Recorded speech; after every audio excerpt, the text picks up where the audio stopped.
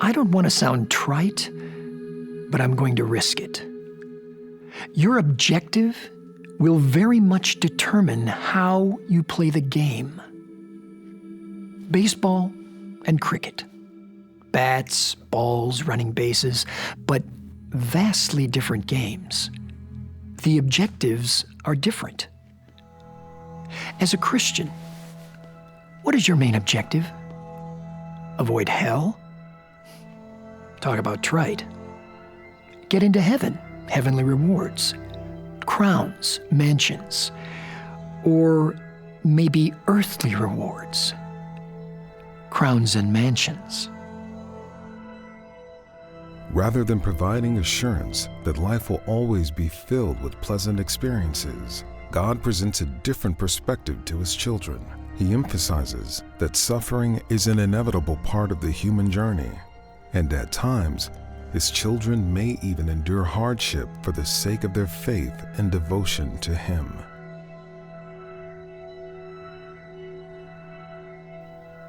All in one day, I went from richest man in the world to losing everything, all my wealth, all my children, everything.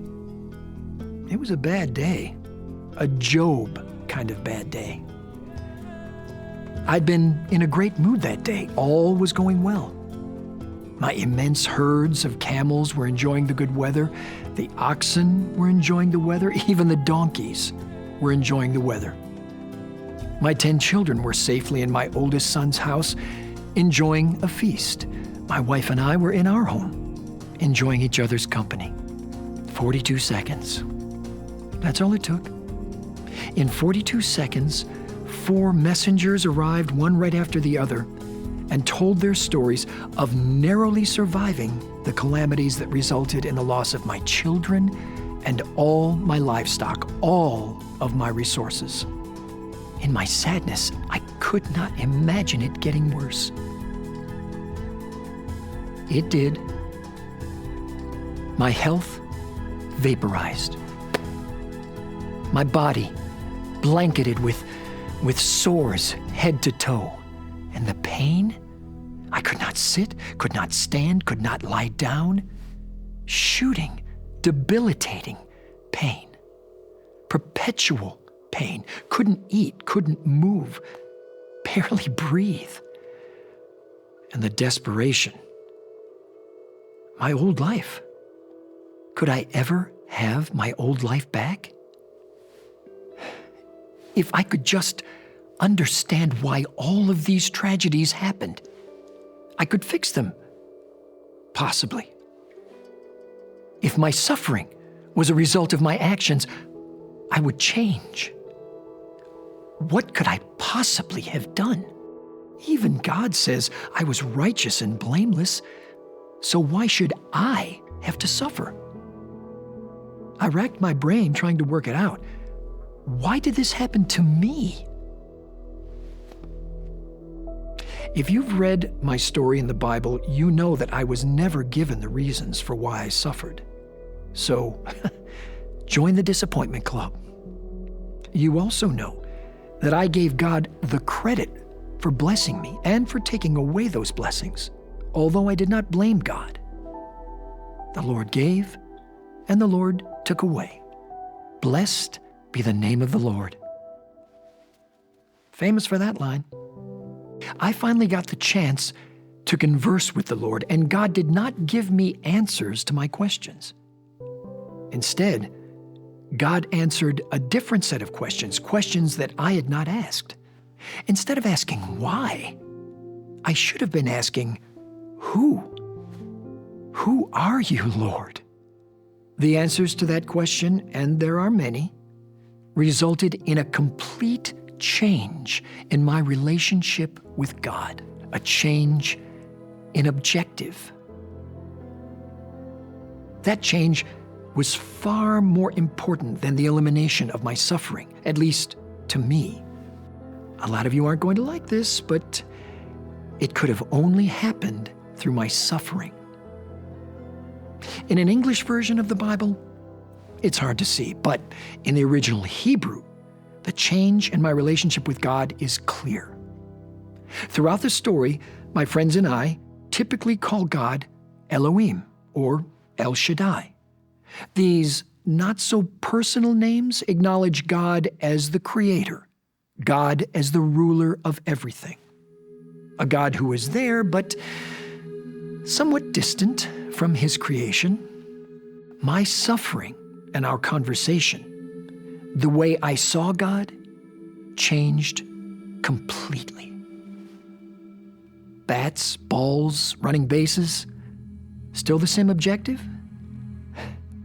In no way the same. Utterly changed. I came to see God as Yahweh, a God personally involved with his people. Not abstract, not far away, here, involved, even at the point of my suffering. God went from being a God to being my God. A different game entirely. Through the centuries, people have said that it was completely unfair for a righteous man like me to suffer so badly. Was it completely unfair for Jesus to suffer so badly? It appears that suffering was a part of God's plan. It had to be fulfilled. God's servant would be despised and rejected by mankind, a man of suffering and familiar with pain. That's how Isaiah prophesied it. That entire section in the book of Isaiah is known as the suffering servant passage. Not only did Jesus not deserve to suffer, but he willingly took on the pain and suffering of his followers. He knew ahead of time he would be doing so. The followers of Jesus often point to the pain and suffering Jesus endured by being crucified. But the suffering started long before that. May have even peaked in the Garden of Gethsemane. My soul is overwhelmed with sorrow to the point of death. My Father, if it is possible, may this cup be taken from me. Yet, not as I will, but as you will. Jesus, his prayer. It was God's will to reunite humankind with him. This would require that the innocent Jesus suffer. It was through suffering Jesus, the Son of God, learned obedience and was perfected. The writer of Hebrews said that. It seems suffering is part of certain objectives. The Apostle Paul probably had more influence on Christianity than anyone except Jesus. When Paul was first converted, he was told he would suffer greatly for the cause of Jesus. He was told this by Jesus. It happened as Jesus said, as Paul would attest to over and over.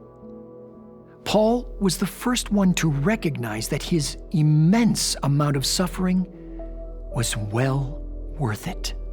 Both Jesus and Paul were adamant in saying the followers of Jesus will suffer, not might suffer, but will suffer. It is through suffering that many of Jesus' servants will be tested and perfected. Jesus' followers can cling to their belief and hope in the final outcome. Jesus said, "In this world you will have trouble, but take heart. I have overcome the world." Satan, our consummate adversary, wants to use suffering to get God's people to turn away from him. I know this better than anybody. Satan uses suffering to get people to doubt the power and goodness of God. He uses suffering to get people to concentrate on the wrong questions. And then, the objectives?